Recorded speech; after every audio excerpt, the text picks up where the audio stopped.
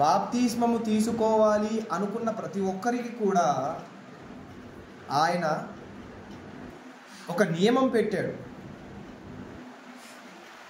ఆ నియమ ప్రకారంగానే బాప్తిస్మం అనేది తీసుకోవాలి.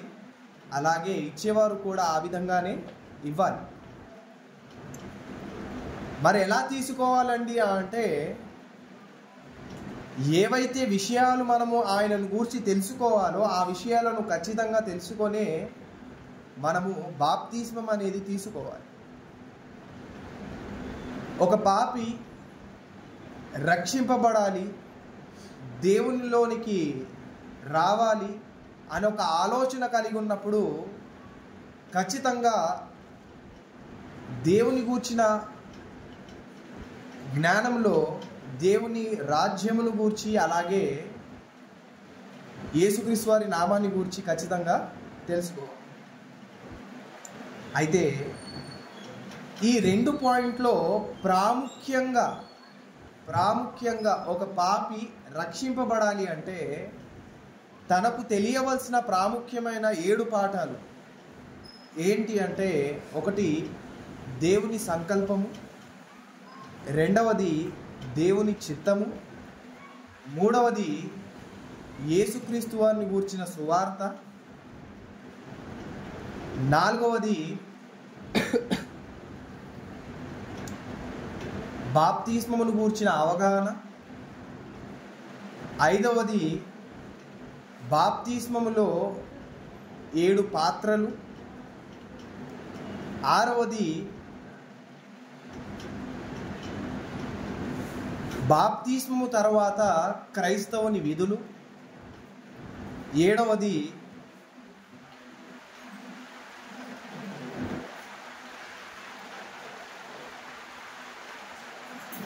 దేవుని యొక్క ఈ విమోచన కార్యక్రమం ఉందే, ఈ కార్యక్రమము మనకు ఖచ్చితంగా తెలియాలి. ఈ 7 పాఠాలు మన జీవితంలో ఖచ్చితంగా మనకు అర్థం కావాలి. ఒకవేళ ఇవి మనకు అర్థం కాలేదు అంటే, ఇది మనకు తెలియలేదు అంటే, మనము ఆయన సంకల్పంలో ఉన్నవారము కాదు, ఆయన చిత్తాన్ని ఎలా నెరవేర్చాలో అని అర్థం కాని వారిగా మనం ఉంటాము కదండి. యేసుక్రీస్తు వారి యొక్క ఔన్నత్యం ఏంటో మనము అర్థం చేసుకోలేని వారిగా ఉంటాము. ఆయన మన కొరకు ఒక గొప్ప లోకాన్ని మన కొరకు చేసి పెట్టాడు, నిర్మించి పెట్టాడు, తయారు చేసి పెట్టాడు. ఆ లోకానికి చేరుకోవడానికి అర్హతను సంపాదించుకునే ఆ అర్హతను మనం పోగొట్టు. ఈ క్రమంలోనే మనం ఆలోచిస్తున్న పాఠం ఏంటి అంటే, తండ్రి అయిన దేవుడు మనం చేసిన పాపాలను బట్టి, మనం చేసిన అతిక్రమాలను బట్టి, జగత్తుకు పునాది వేయబడక ముందే ఆయన ఆలోచించిన ఆలోచన ఏంటి అంటే, మన పాపాలన్నిటిలో నుండి మనల్ని విడుదల చేయడానికి ఆయన విమోచన పథకాన్ని ఏర్పరచాడు. ఎందుకంటే మానవులందరూ కూడా పాపము చేసి దేవుడు ఏదైతే మహిమను అనుగ్రహించాలనుకుంటున్నాడో ఆ మహిమను వారు పొందుకోలేక దేవుని నుండి దూరమైపోయిన స్థితిలో తండ్రి అయిన దేవుడు ఆలోచించిన ఒక గొప్ప ఆలోచన ఏంటి అంటే, వీరికి ఎలాగైనా ఆ పాపంలో నుండి విడుదల కలగజేయాలి. పాపం అనే చెరలో మనం ఉండిపోయాం. ఆ చెరలో నుండి మనల్ని విడిపించడానికి ఆయన ఒక నాదుణ్ణి పంపించాడు. ఆ నాదుడే మనలందరినీ రక్షించిన రక్షకుడైన యేసుక్రీస్తు. ఆయన నోహవు గారి కాలంలోనే చేసిన ఒక గొప్ప కార్యక్రమం ఏంటి అంటే, చెరను చెరగా కొనిపోయాడు ఆయన. అనగా పాపం అనే చెరలో ఉన్న ప్రజలను విడిపించడానికి ఆయన ఆ పాపం అనే చెరను చెరగానే కొనిపోయాడు. ఈరోజు మన పక్షాన ఆయన తన ప్రాణాన్ని విడిచాడు. తానే అందులోనికి వెళ్ళి మనల్ని ఆ పాపంలో నుండి విడిపించడానికి ఆ విమోచన క్రయధనాన్ని ఆయన అర్పించాడు. కేవలము మనం చేసిన పాపాలను బట్టి, ఆయన చేసిన పాపం కాదు కదండి. ఆ శిలువ మీద ఆయన విరేలాడదీయబడ్డానికి కారణము ఆయన చేసిన అతిక్రమమును బట్టి కాదు, ఆయన చేసిన అపరాధమును బట్టి కాదు. దేని బట్టి? మనం చేసిన దాన్ని.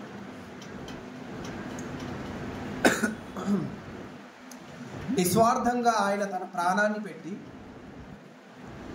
పాపం అనే ఊబిలో నుండి మనల్ని విడుదల చేయడానికి తన రక్తాన్ని చిందించాడు. కొలస్సీలకు రాసిన పత్రిక 1వ అధ్యాయము 14వ వచనంలో మాట్లాడుతూ,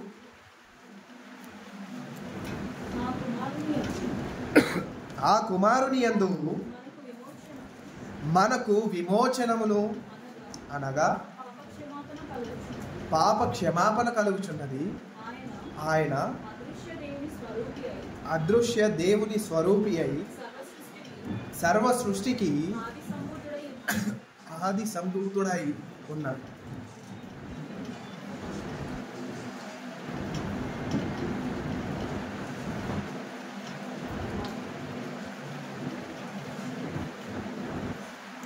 క్షమించాలి. ఆ కుమారుని యందు మనకేముందంట? విమోచన. మనం చేసిన పాపాన్ని ఆయన క్షమించడానికి సిద్ధపడ్డాడు. దేవుడు మన పాపాన్ని క్షమించడానికి గల కారణం ఏంటి అంటే యేసుక్రీస్తు వారి యొక్క అమూల్యమైన రక్తం. యేసుక్రీస్తు వారి యొక్క త్యాగం మనకు అర్థం కాలేదనుకోండి, యేసుక్రీస్తు వారి యొక్క ప్రాణ త్యాగం మనకు తెలియలేదనుకోండి, ఆ విలువ మనకు అర్థం కాలేదనుకోండి, ఆయన రక్తంలో కడగబడ్డం అనేది మన వల్ల కాని. అందుకే అద్వితీయ సత్యదేవుడవైన నిన్నును నీవు పంపిన యేసుక్రీస్తును ఎరుగుటయే నిత్య జీవం అన్నాడు. ఆయనని ఎరగాలి, ఆయనని ఎరిగిన వారిగా మనం ఉండాలి. ఆయన త్యాగము మనకు అర్థమైన వారిగా మనము ఉండాలి. అయితే ఈ విమోచన అనేది ఆయన ఎప్పటి నుండి వేసుకున్న ప్రణాళిక? ఆది నుండే కదండి. అది మనకు కూడా అర్థం కావడానికి తండ్రి అయిన దేవుడు ఆది కారణం నుండి మనకు ఎన్నో విషయాలను రాయించి పెట్టాడు. యేసుక్రీస్తు వారు వస్తారు, ఈ పాపంలో నుండి మనల్ని విడుదల చేస్తాడు కదా. ఇలా అనేక విషయాలు మనకు వ్రాయించి పెట్టాడు ఆయన. ఆయనను గూర్చిన వాగ్దానాలు ఎన్నో ఉన్నాయి పాత నిబంధనలు. ఈరోజు వాటిని పరిశీలించి యేసుక్రీస్తు వారు మన కొరకు ప్రాణం పెట్టింది ఏదో ఇన్సిడెంట్గా ఆయన నిర్ణయం తీసుకున్నది కాదు. మన గూర్చి ఆయన ఒక సంకల్పం వేసుకొని ఆ సంకల్పంలో భాగంగా యేసుక్రీస్తు వారి యొక్క బలి ఉండాలి అని ఒక ఆలోచన ఆయన కలిగి ఉన్నాడు అన్న విషయం మనకు అర్థం కాదు. దేవుని సంకల్పము మనమందరము కూడా ఆయనతో పాటు ఉండాలి, కుమారత్వాన్ని సంపాదించుకోవాలి. కుమారత్వాన్ని సంపాదించుకోలేదు అంటే ఆయనతో పాటు ఉండే అర్హత మనకు ఉండదు. కుమారత్వాన్ని మనం సంపాదించుకోలేదు అంటే ఆయన మనకు తండ్రి కాదు, మనం ఆయనకు పిల్లలము కాదు. ఆ మాటకు వస్తే ఆయన మనకు దేవుడిగా ఉండడు, మనం ఆయన ప్రజలుగా ఉండడు.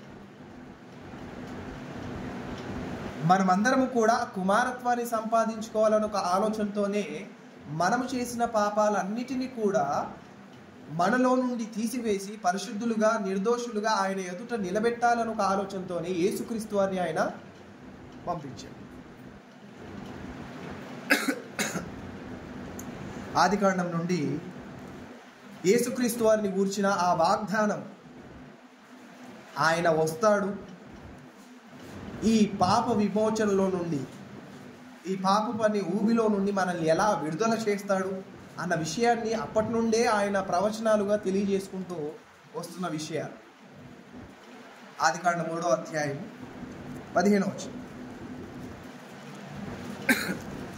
ఆదికాండము 3వ అధ్యాయము 15వ వచనంలో, మరియు నీకును స్త్రీకిని నీ సంతానమునకును ఆమె సంతానమునకును వైరము కలగజేసేదను, అది నిన్ను తల మీద కొట్టును, నీవు దానిని మడమ మీద కొట్టుదువు అని చెప్పాడు. చాలు. ఇక్కడ సర్పముతో మాట్లాడుతూ ఆయన ఒక ప్రవచనాన్ని తెలియజేశాడు.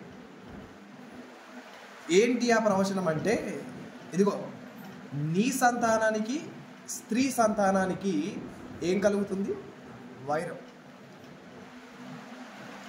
నిత్యము గొడవ ఉంటుంది, నిత్యము ఏదో ఒక పేచీ ఉంటుంది, వైరం కలుగుతూనే ఉంటుంది, గొడవ ఉంటూనే ఉంటుంది.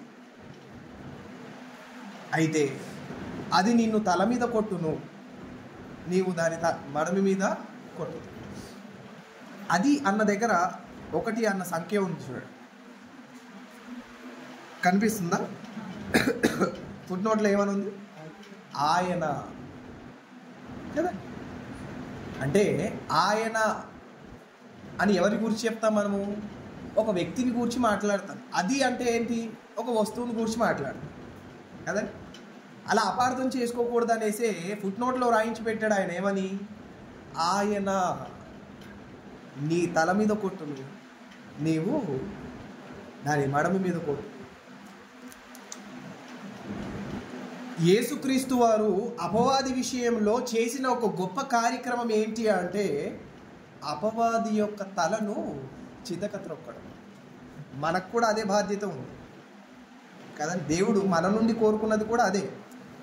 మనమందరం కూడా అపవాది యొక్క తలను చితక త్రొక్కాలి అని ఆయన ఎంతో గొప్పగా ఆశతో ఎదురు చూస్తున్నాడు. అయితే ఆ కార్యక్రమం మొట్టమొదటిగా మొదలుపెట్టేది ఎవరు అంటే యేసుక్రీస్తు వారు అన్న విషయాన్ని చెప్తున్నాడు.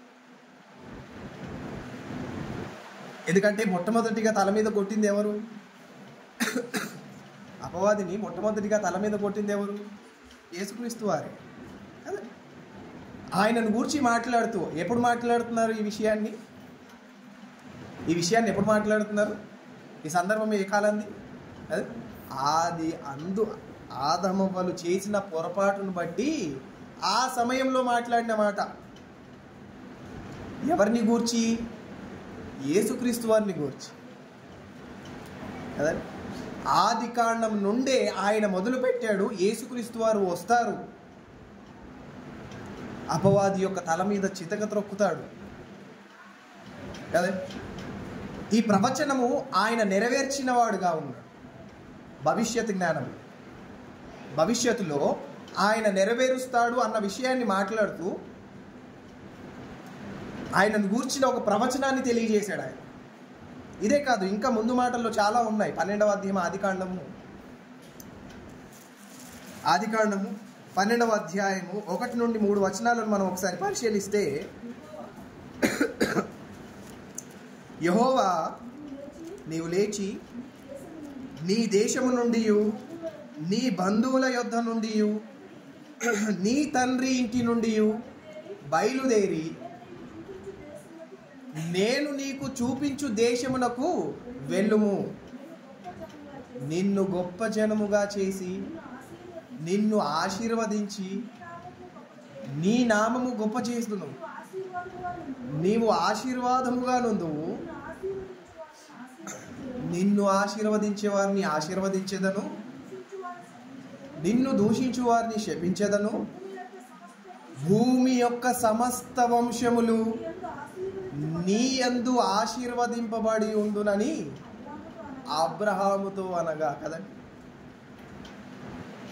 ఇప్పుడు అబ్రహాము గారి నుండి వచ్చినది ఎవరు? ఏమండి, ఇప్పుడు అబ్రహాము గారికి ఏదైతే ఆశీర్వాదం ఇవ్వబడిందో ఆ ఆశీర్వాదము తనదైన సంతానానికే కదా రావాలి. మరి ఆయన సంతానం ఎవరు? అబ్రహాం గారి యొక్క సంతానం ఎవరు? ఇష్మాయిలా? ఎవరు? ఇస్సాకు. మరి ఇస్సాక్ గారి నుండి వచ్చినది ఎవరు? ఇస్సాక్ గారి నుండి వచ్చినది ఎవరు? ఏశావు యాకోబు అయితే రైట్, ఏశావు ఒక పూట కూటి కొరకు జ్యేష్ఠత్వాన్ని అమ్మివేసుకొని ఆ జ్యేష్ఠత్వాన్ని ఎవరికి ఇచ్చేసాడు? తమ్ముడికి ఇచ్చేసాడు. అంటే ఇప్పుడు వారసత్వంలో ఎవరు వచ్చారు? యాకోబు గారు వచ్చారు. ఇప్పుడు యాకోబు గారి నుండి ఎంతమంది అయితే 12 గోత్రాలు వచ్చాయో ఆ 12 గోత్రాలు కాస్త పిలువబడిన పేరేంటి అంటే ఇశ్రాయేలు. ఇప్పుడు అబ్రహాము గారి యొక్క సంతానం ఎవరై ఉంటారు? ఇశ్రాయేలు అయి ఉంటారు కదా. ఈ ఇశ్రాయేలీలు ఎంతమంది అయితే ఉన్నారో వారందరూ కూడా ఎవరు? అబ్రహాం గారి యొక్క సంతానం. కానీ ఇక్కడ ఆయన తెలియజేస్తున్న విషయం ఏంటి? భూమి యొక్క సమస్త వంశములు నీ యందు ఆశీర్వదింపబడుతుంది. సమస్త వంశములు అంటే కదండి, భూమి మీద ఉన్న సమస్త వంశములు అంటే ఎవరు వస్తారు? ఇంకా అందులో ఇశ్రాయేలీయులు వస్తారు, అన్యజనులు వస్తారు కదండి, అందరూ వస్తారు. అందులో భూమి యొక్క సమస్త వంశములు నీ యందు ఆశీర్వదింపబడతాయి అని ఏ ఆలోచనతో చెప్పాడు? ఏ ఉద్దేశంతో ఆ ప్రవచనాన్ని చెప్పాడు ఆయన? నీ యందు ఇది ఈ విధంగా ఆశీర్వదింపబడతారు అనేసి కదండి. అన్యజనులుగా ఉన్న మనము అబ్రహాము గారి సంతానం అవుతామా? ఏమండి, ఇశ్రాయేలీయులే ఆయన సంతానం అని మనం అనుకుంటే చరిత్ర ప్రకారంగా, కానీ మరొక విధంగా చెబుతున్నాడు, అన్యజనులు కూడా నీ యందు ఆశీర్వదింపబడతారు. గలతీయులకు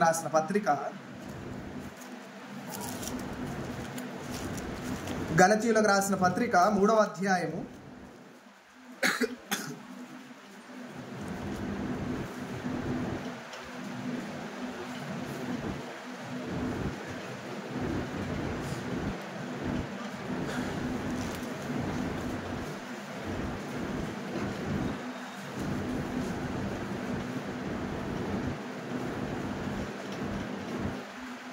9వ వచనం. 3వ అధ్యాయము 9వ వచనం. కాబట్టి విశ్వాస సంబంధులే విశ్వాసము గల అబ్రహాముతో కూడా ఆశీర్వదింపబడుదురు. 8వ వచనం చదువుతాం. దేవుడు విశ్వాసమూలముగా అన్యజనులను నీతిమంతులుగా తీర్చునని లేఖనము ముందుగా చెప్పుచున్నది. నీ యందు అన్యజనులందరూ ఆశీర్వదింపబడుదు. ఎవరి యందు? ఆ కాంటెక్స్ట్ అంతా ఎవరి గురించి మాట్లాడుతున్నాడు ఆయన? అబ్రహాం గారి గురించి మాట్లాడుతున్నాడు. అన్యజనులందరూ కూడా ఎవరి యందు ఆశీర్వదింపబడతారు? అబ్రహాము గారి యందు ఆశీర్వదింపబడతారు. అది ఎలా అవుతుంది? అసలు ఆయనకు మనకు సంబంధం ఏంటి కదండి? ఆయనకు మనం ఎలా సంతానంగా పిలువబడతాము? ఆయన పొందుకున్న ఆశీర్వాదము మనం ఎలా పొందుకుంటాము అంటే, ఆయనకు మనకు మధ్యలో ఒక గొప్ప వ్యక్తి ఉన్నాడు. ఎవరాయన? యేసుక్రీస్తు వారు. మనం అబ్రహాం గారి సంతానం అవ్వాలి అంటే యేసుక్రీస్తు వారి ఇన్వాల్వ్మెంట్ ఖచ్చితంగా ఉండాలి. అదే అధ్యాయము చివరి వచనంలో తెలియజేస్తుంది. 29వ వచనం. మీరు క్రీస్తు సంబంధులైతే ఆ పక్షమందు అబ్రహాము యొక్క సంతానమై ఉండి వాగ్దాన ప్రకారము వారసులై ఉంటారంట. మనం అందరం కూడా ఏమై ఉంటామంట? వాగ్దాన ప్రకారంగా వారసులమై ఉంటాం. ఎవరికి? అబ్రహాము గారికి. ఎవరిని బట్టి అవుతాం మనము? క్రీస్తును బట్టి అవుతాం కదండి. భూమి యొక్క సమస్త వంశములు నీ యందు ఆశీర్వదింపబడతాయి అబ్రహాము అని ఆయనను గూర్చి చెప్పిన మాట ఏదైతే ఉందో అది ఎవరిని గూర్చి చెప్పిన మాట అంటే ఎగ్జాక్ట్గా అబ్రహాం గారి గూర్చి కాదు. ఇదిగో నీ తరువాత యేసుక్రీస్తు అనే ఒక గొప్ప ప్రవక్త వస్తాడు. ఆయన ద్వారా అన్యజనులు కూడా నీ సంతానముగా పిలువబడతారు. ఇప్పుడు ప్రెజెంట్ ఇశ్రాయేలు మాత్రమే నీ వారిగా నీ సంతానంగా పిలువబడతారేమో, కానీ ఇన్ ఫ్యూచర్ క్రీస్తు ద్వారా అన్యజనులు కూడా ఏమవుతారు? ఆయన సంతానంగా పిలువబడతారు. అందుకే ఆదికాండంలో చదివిన మాట ఏదైతే ఉందో 12వ అధ్యాయం మొదటి 3 వచనాలు, దాన్ని గూర్చిన ఒక మంచి వివరణ ఈ అధ్యాయం పై మాటల్లో చెప్తున్నారు. చూడండి 16వ వచనం. అబ్రహామునకును అతని సంతానమునకును వాగ్దానములు చేయబడెను. ఆయన అనేకులను గూర్చి అన్నట్లు నీ సంతానమునకు అని చెప్పక ఒకని గూర్చి అన్నట్టే నీ సంతానమునకు అనేను. ఆ సంతానం ఎవరంట? క్రీస్తు. అంటే క్రీస్తులోనికి వచ్చిన ప్రతి ఒక్కరు కూడా ఎవరి సంతానంగా పిలువబడతారు? అబ్రహాము గారి యొక్క సంతానంగా పిలువబడతారు. అందుకే కదండి మత్తయి సువార్త 1వ అధ్యాయం 1వ వచనంలోనే యేసుక్రీస్తు వారికి ఆయనకున్న ఒక గొప్ప సంబంధాన్ని గురించి మాట్లాడుతున్నాడు. ఆయన ఏమని? అబ్రహాము కుమారుడైన దావీదు కుమారుడగు యేసుక్రీస్తు వంశావళి. అంటే అబ్రహాము గారికి యేసుక్రీస్తు వారికి చాలా పెద్ద సంబంధం ఉంది. ఎందుకంటే ఆయన శరీర ప్రకారంగా ఆయన నుండే వచ్చినవాడు, ఆయన సంతానంగానే వచ్చినవాడు కదండి. అలాగని అబ్రహాము గారు యేసుక్రీస్తు వారి కంటే గొప్పవారు కాదు కదా. యేసుక్రీస్తు వారు అబ్రహాం గారి సంతానం కాబట్టి, అబ్రహాం గారి యొక్క సంతానం కాబట్టి ఇప్పుడు యేసుక్రీస్తు వారు గొప్పవారు కాదు, అబ్రహాం గారే గొప్పవారు అనుకుంటే పొరపాటు. ముస్లిం సహోదరులు అలానే పొరపడ్డారు. ముస్లిం సహోదరులు అలాగే పొరపడ్డారు. యేసుక్రీస్తు వారు ప్రవక్తలో ప్రవక్తే కానీ ఆయన కాదు. వారు ప్రార్థన చేసే ప్రతి ప్రార్థనలో ఇన్వాల్వ్మెంట్ ఎవరిది ఉంటుందో తెలుసా అండి? అబ్రహాం ఇలానే సలామా అంటారు, ఇబ్రాహీం కదా. ఇబ్రాహీం అనే ఆ పేరును ఖచ్చితంగా వారు మెన్షన్ చేస్తారు. ఇప్పుడు రంజాన్ ఉంది కదండి, వారు రంజాన్ వారు ఫాస్టింగ్ ముగిసిన తర్వాత వారు వారి భాషల్లో తరాబీ అంటారు. అంటే ఆయనను స్తుతించడానికి వారు ఖచ్చితంగా మసీద్కి వెళ్తారు. ఆ స్తుతించడం అంతా అయిపోయిన తర్వాత ఆ స్తుతిగానం అంతా కూడా వారు ఎవరి పేరిట అర్పిస్తున్నారో ఒకసారి మసీద్ దగ్గరికి వెళ్ళి వినండి. 9:30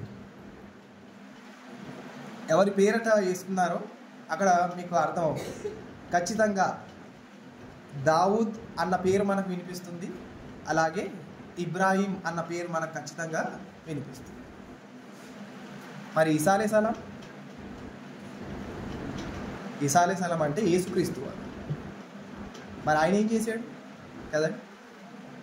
ఆయన సంతానంగా వచ్చాడు అన్న విషయం మనకు రాయబడితే, మనకు తెలియబడితే, ఇంత గొప్ప సత్యం మనకు అర్థమైతే వారు ఆ విషయాన్ని పక్కన పెట్టేసి కదండి యేసుక్రీస్తు వారిని ఏదో ప్రవక్తలో ఒక ప్రవక్త అన్నట్టుగా చూస్తారు అంతే. కానీ వాళ్ళు నమ్మేది ఒక విషయం ఏంటో తెలుసా? గొప్ప విషయం, యుగాంతం ఆయన వల్లనే వస్తుందని నమ్ముతారు. ఏంటి? యుగాంతం ఎవరి వల్లనే వస్తుందని నమ్ముతారు? ఎవరైతే ఈసా అలైహిస్సలాం ప్రవక్తల్లో ఒక ప్రవక్త అనుకున్నారో ఆయననే వస్తే యుగాంతం వస్తుందని నమ్ముతారు. యాజ్ ఇట్ ఈజ్ మనకి ఎలాగైతే ఇన్ఫర్మేషన్ ఉందో ఆయన గురించి వాళ్ళకు కూడా అదే విషయం తెలుసు. కన్యక గర్భబంధు ఆయన పుట్టాడు అన్న విషయం వారికి తెలుసు కదండి. ఆయన ద్వారా ఈ లోకానికి రక్షణ ఉంది అన్న విషయం తెలుసు. ఇవన్నీ తెలిసిన తర్వాత కూడా ఆయనను గొప్ప చేయడానికి సిద్ధపడరు. ఎందుకంటే ఆయన వచ్చింది ఎవరి ద్వారా? ఎవరి సంతానం నుండి వచ్చాడు? అబ్రహాం గారి సంతానం నుండి వచ్చాడు. కాబట్టి ఎవరు గొప్ప? అబ్రహాం గారే గొప్ప కదండి. అలా వారు పొరపడ్డారు. కానీ వాస్తవానికి అబ్రహాం గారి కంటే ముందుగా ఎవరున్నారు? యేసుక్రీస్తు వారు. ఆయనే స్వయంగా చెప్పుకున్నాడు కదా, నేను అబ్రహాము కంటే ముందుగా ఉన్నవాడు. అయితే అబ్రహాము గారితోనే ఆయన చేస్తున్న ఒక గొప్ప ప్రవచనం ఏంటి అంటే, వాగ్దానం ఏంటంటే, ఇదిగో భూమి మీద ఉన్న సమస్త వంశములు నీ యందు ఆశీర్వదింపబడతాయి. వారు ఇశ్రాయేలులనే కానీ అన్యజనులైనా కానీ. మరి అన్యజనులు ఎలా ఆశీర్వదింపబడతారు అంటే, ఇదిగో నీ నుండి వచ్చే సంతానం అంటూ ఒకటి ఉందే, ఆయనే క్రీస్తు. ఆ క్రీస్తు ద్వారా అన్యజనులు కూడా ఏమవుతారు? ఆశీర్వదింపబడతారు. అందుకే యేసుక్రీస్తు వారు వచ్చిన తర్వాత ఇందులో గ్రీసు దేశస్థుడని లేదు, యూదుడని లేదు, స్త్రీ అని లేదు, పురుషుడని లేదు కదండి, స్వతంత్రుడని లేదు, గొప్పవాడని లేదు, పేదవాడని లేదు. అందరూ కూడా ఎలా ఉన్నారు? సమానముగా ఉన్నారు, ఏకమై ఉన్నారు. ఈక్వాలిటీ తీసుకొని వచ్చాడు యేసుక్రీస్తు వారు. అది ఏ విధంగా అంటే యేసుక్రీస్తు వారి యొక్క కార్యం ద్వారా. అయితే ఆయన ఇన్ ఫ్యూచర్ అలా చేస్తాడు అన్న విషయం ఎప్పుడు తెలియబడింది? ఇన్ ఫ్యూచర్ నాకు అన్యజనులు కుమారులుగా ఉంటారు, కుమార్తెలుగా ఉంటారు, నీ సంతానంగా పిలువబడతారు, నేను నీకిచ్చే ఆశీర్వాదం వారు కూడా పొందుకుంటారు అని ఎప్పుడు చెప్పాడు ఆయన? ఎప్పుడైతే అబ్రహాం గారిని ఏర్పరచుకున్నాడో అప్పుడు చెప్పిన మాట అది. అది ఏ విధమైన ప్రవచనం అంటే కదండి, ఒకరిని గూర్చిన ప్రవచనం. సంతానములు అని చెప్పినా ఆ సంతానంలో ఒక సంతానాన్ని గూర్చి మాట్లాడిన మాట అది. ఆ సంతానం ఎవరు? యేసుక్రీస్తు. అంటే క్రీస్తు సంబంధులైన వారందరూ కూడా ఎవరి వారసులై ఉంటారు? అబ్రహాము గారి వారసులై ఉంటారు. ఇదంతా ఒక ప్రోటోకాల్ అండి. మనమందరం కూడా అబ్రహాం గారి యొక్క వారసత్వంలోనికి మనం వెళ్ళాలి అంటే, ఆయన ఏదైతే తత్వాన్ని కలిగి ఉన్నాడో, ఆయన ఏదైతే స్వభావం కలిగి ఉన్నాడో, ఆయన ఏదైతే క్రియలను జరిగించాడో అవి మనం చేసిన వారిగా ఉండాలి. అప్పుడే ఆ విశ్వాసులందరికీ తండ్రిగా ఉన్న అబ్రహాం గారికి మనం ఏమై ఉంటాం? పిల్లలమై ఉంటాం కదా. ఆయన వారసత్వాన్ని సంపాదించుకోవాలంటే ఇప్పుడు మనకు ఎవరు కావాలి? యేసుక్రీస్తు వారు కావాలి. అంటే ఆదికాండంలో తెలియబడిన ఆ మాట, ఆ ఆశీర్వాదము ఎవరిని గూర్చి మాట్లాడబడింది అంటే యేసుక్రీస్తు వారిని గూర్చి రాయబడింది. ఇస్సాకు గారిని గూర్చి కాదు కదండి, ఆ తర్వాత వచ్చిన సంతానాన్ని గూర్చి కాదు, యేసుక్రీస్తు వారిని గూర్చి మాట్లాడిన మాట. అది పౌలు గారు గలతీ పత్రికలో జ్ఞాపకం చేస్తున్నాడు. మనం ఒకరిని గూర్చి మాట్లాడాడు, ఆయన అనేకులను గూర్చి మాట్లాడలేదు. ఆ ఒక్కగానొక్కన ఆయనే యేసుక్రీస్తు. అదే ఇదంతా కూడా మనం ఎందుకు ఆలోచిస్తున్నాం అంటే, మనకు విమోచన కలగజేయడానికి ఆయన వేసుకున్న ప్రణాళికలో యేసుక్రీస్తు వారు వస్తారు అన్న విషయాన్ని ఎన్ని విధాలుగా వారికి తెలియజేసుకుంటూ వచ్చాడు. యేసుక్రీస్తు వారు వస్తారు వస్తారు వస్తారు ఆదికాండం 3వ అధ్యాయంలోనే మనకు తెలియబడింది. అబ్రహాం గారిని ఏర్పరచుకున్న తర్వాత ఆయన నుండి వచ్చే సంతానంగా యేసుక్రీస్తు వారు ఉంటారు అన్న విషయం మనకు తెలియబడింది కదండి. ఇంకా తర్వాత మాటల్లో కూడా ఉంటుంది. మనకు ద్వితీయోపదేశ కాండంలో 18వ అధ్యాయం 16వ వచనం.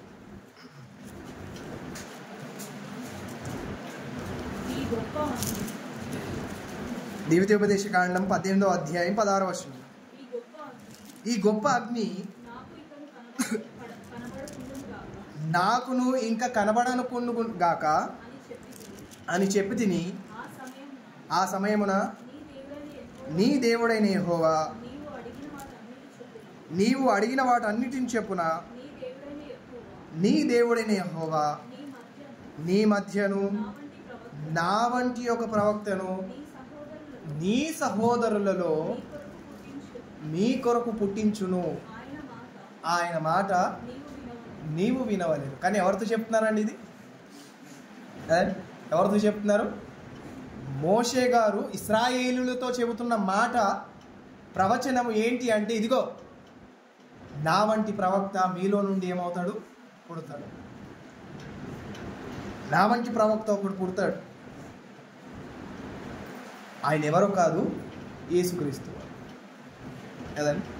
ఆది కాండంలో చెప్పేశాడు, ద్వితీయోపదేశ కాండంలో చెప్పేశాడు. ఇంకా ముందు మాటలు చాలా ఉన్నాయి ఆయనను గురించిన ప్రవచనాలు.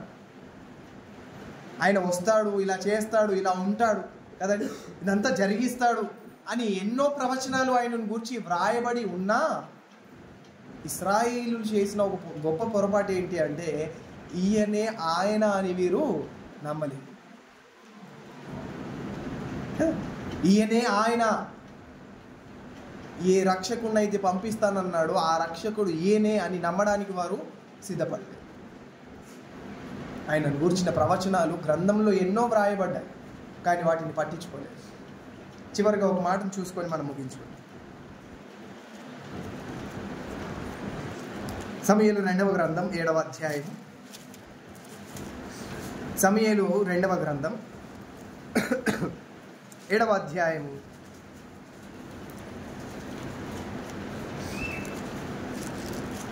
12వ వచనం నుండి అక్కడ మరొక ప్రవచనాన్ని తెలియజేస్తున్నారు. నీ దినములు సంపూర్ణములగునప్పుడు నీవు నీ పితరులతో కూడా నిద్రించిన తర్వాత నీ గర్భంలో నుండి వచ్చిన నీ సంతతిని హెచ్చించి రాజ్యమును అతనికి స్థిరపరచేదను. అతడు నా నామ ఘనత కొరకు ఒక మందిరమును కట్టించి అతని రాజ్య సింహాసనమును నేను నిత్యముగా స్థిరపరచేదను. నేను అతనికి తండ్రినై ఉందును, అతడు నాకు కుమారుడై ఉండు. చాలు. ఇక్కడ ఏదైతే ప్రవచనం చెప్తున్నారో ఇది దావీదు గారితో తెలియజేస్తున్న ప్రవచనం. ఇదిగో నీ నుండి వచ్చే సంతానము, నీ నుండి వచ్చే వారసత్వము, అతని రాజ్యాన్ని నేను స్థిరపరుస్తాను. అలాగే అతడు నా నామఘనత కొరకు ఏం చేస్తాడు? ఒక మందిరాన్ని కడతాడు. అండ్ ఎవరిని గురించి మాట్లాడుతున్నాడు ఇది? అండ్ ఎవరిని గురించి మాట్లాడుతున్నాడు? గట్టిగా సొలొమోను గారి గురించి మాట్లాడు. కానీ వాస్తవానికి ఈ ప్రవచనం ఏదైతే ఉందో ఈ ప్రవచనము ద్విముఖ ప్రవచనం. ఏంటి? ద్విముఖ ప్రవచనం అంటే ఒకే ప్రవచనము ఇద్దరికి చెందే, డ్యూయల్ ప్రాఫెసీస్ అంట. ఈ ప్రవచనము సమీప భవిష్యత్తులో సొలొమోను గారికి చెందితే సుదూర భవిష్యత్తులో ఎవరికి చెందుతుంది? యేసుక్రీస్తు వారికి చెందుతుంది కదా. అంటే ప్రతిసారి ఆయన వస్తాడు వస్తాడు వస్తాడు అని జ్ఞాపకం చేస్తూనే ఉన్నాడు. ఆయన యేసుక్రీస్తు వారు వస్తారు వస్తారు అని అనేక ప్రవచనాల ద్వారా ఆయనను గూర్చి ఎన్నో విధాలుగా వారికి తెలియజేశాడు.